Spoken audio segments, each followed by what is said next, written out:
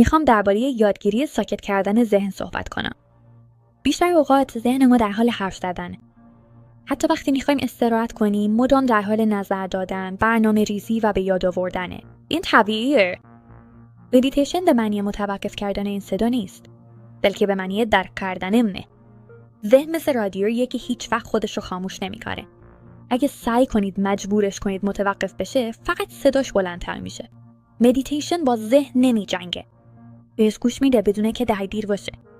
لحظه‌ای که از بحث کردن با افکارتون دست بردارید، اونها به آرومی قدرتشون رو از دست میدن. راحت بشینید. نیازی به حالت نشستن خاصی ندارید. نیازی به مکان خاصی ندارید. فقط بشینید. حالا به این توجه کنید. افکار خود به خود ظاهر میشن. شما آنها رو خلق نمی‌کنید. اونا از روی عادت میاد. به جای دنبال کردنشون فقط بهشون توجه کنید. مثل تماشای ماشینایی که از یک جاده رد بشن. شما داخل ترافیک نیستی. شما از کنار تماشا میکنی. مدیتیشن انجام دادن کار جدیدی نیست. بلکه متوقف کردن تلاش‌های غیر ضروریه. وقتی به ذهن فشار نیارید، سکوت به طور طبیعی ظاهر میشه. سکوت پوچ و خالی نیست. احساس آرامش میگه. شفاف، زنده. حتی چند ثانیه هم کافیه. خیلی از فکر میکنن اگه ذهنم مشغوله پس دارم شکست میخورم. این درست نیست. توجه کردن به ذهن خود مدیتیشن.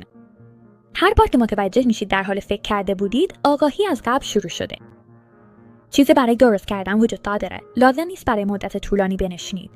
میتونید موقع چای نوشیدن، راه رفتن، منتظر موندن و نفس کشیدن تمرین کنید. فقط به اتفاقی که میفته توجه کنید، بدون اینکه قضاوتش کنید. این یعنی مدیتیشن. مدیتیشن یک مهارت نیست. یه حالت طبیعیه. هر چقدر آرومتر باشید، بهش نزدیکتر میشید. با ملایمت شروع کنید. ساده شروع کنید. سکوت از قبل با شماست. مدیتیشن زمانی شروع میشه که تلاش تموم بشه.